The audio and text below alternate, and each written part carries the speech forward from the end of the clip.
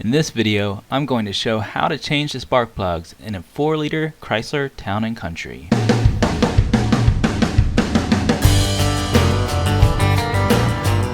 First thing you need to do is remove this plastic cover. It just pulls off. So I'll just grab it on both sides, pull up, and then that's off. There's no spark plug wires on these vans, but you do have to remove this upper intake in order to access the coils and the spark plugs, which are located in the center of these valve covers. You can actually see right back here what you're looking for. That's one of your coils, and you're going to have 6 of those, and they're under this. I'm going to start by removing some electrical connectors. To remove these, you press down on the black tab.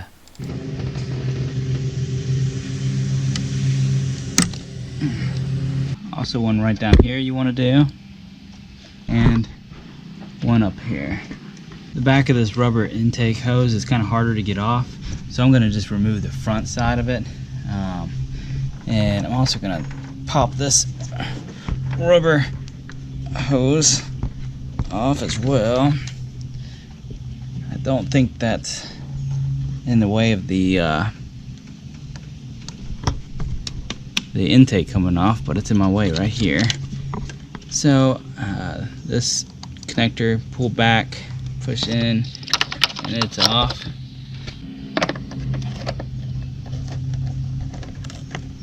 Unscrew this hose clamp some. Doesn't have to be crazy loose, just enough to get it off. And then that's off and loose.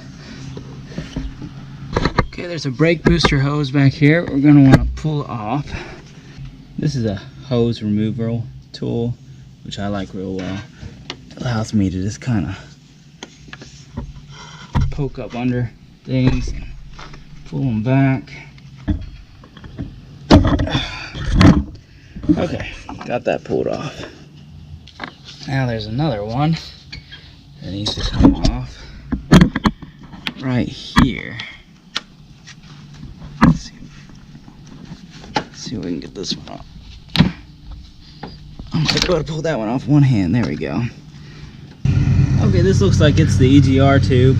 You're gonna need an 8mm socket to remove these 2 bolts.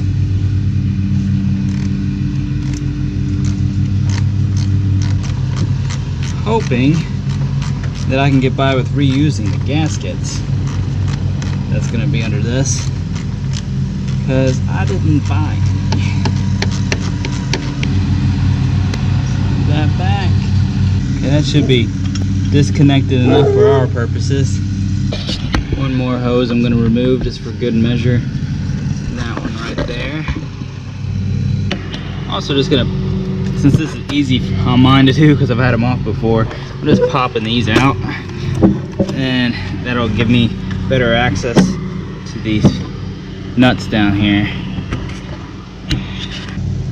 I'm going to start right down here on the front. There's these 2 support braces. I'm going to remove these nuts from them. Moving over to this other one.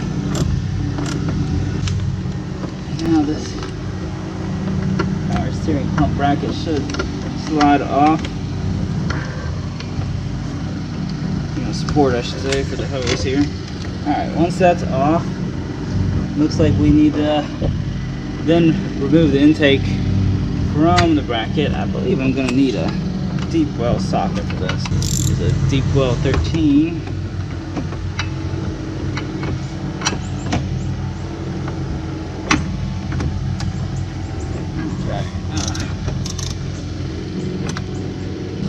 Looks like this brings out the whole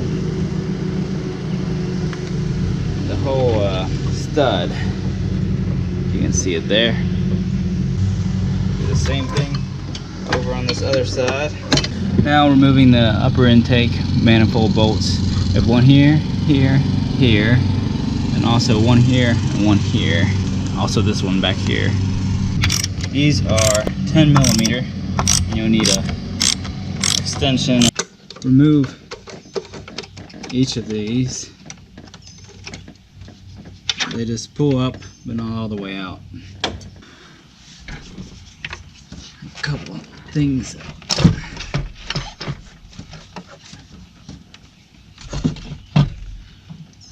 Okay. I should be able to set this upper intake aside. I like to put some tape over the intake runners, or maybe a rag or something like that, just to protect me from dropping anything down in the engine on accident. In this case, I'm using duct tape, which I normally wouldn't use just because I don't like the residue it leaves behind, but I happen to be out of masking tape this day. Looks like this is also 10 millimeter.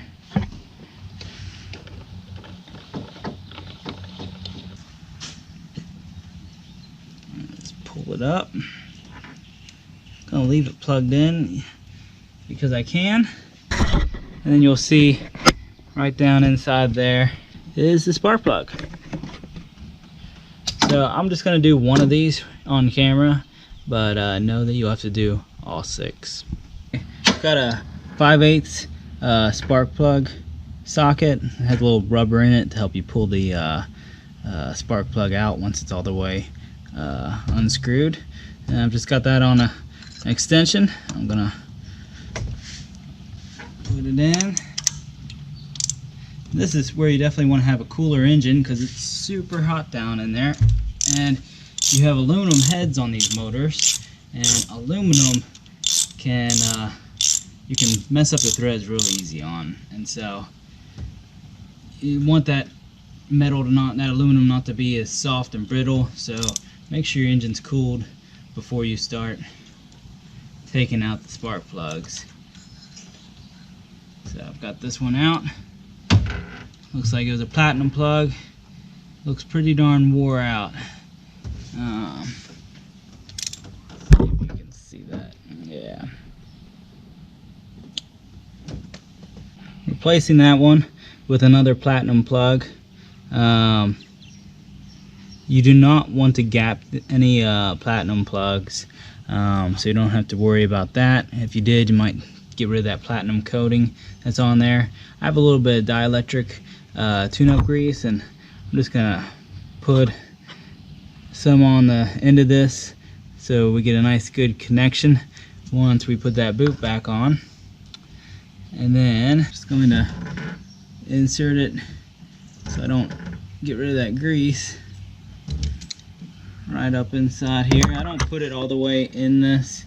I just kind of get it loosely threaded, and I'll switch to a different socket once I get it down in there, but that'll grip it so that I can get the threads lined up nice. Just gently install. Like I said, aluminum heads, you don't want to mess up the threads on. If you did, you'd have to use a helicoil threading kit to fix it, which it's kind of a pain. I've done it a couple times on vehicles, use those. This one I'm going to install all the way down. I like to switch because I can feel this one better, that it's grabbed. And now I do just a little bit of like a 6. You don't want to over tighten these at all. You'll ruin your threads in a hurry. So I just do kind of just a little bit of a turn, snug them up. Not much. The torque specs on these are 20 foot-pounds. That's on the 4-liter. It's actually less on the other smaller engines. But like I said, 20 foot-pounds is not much at all. So now we're just going to reinstall everything. You want to make sure that boot goes all the way down on that spark plug, that you get a good connection there, and then start putting everything back together. One tip I noticed as I was putting this manifold back on, besides make sure that you remove the tape or whatever you blocked the intake with, but as you're putting this on, make sure you pull each of these up so that they hold. And what that ends up doing is allows you to be able to move this intake around without those falling down into the intake runners, so that you can get it all lined up where it needs to be. The torque specs on these is 105 inch-pounds, which is very, very little. That ends up being somewhere in the neighborhood of 8 or 9 foot-pounds. After this, it's just going to be connecting everything else back up.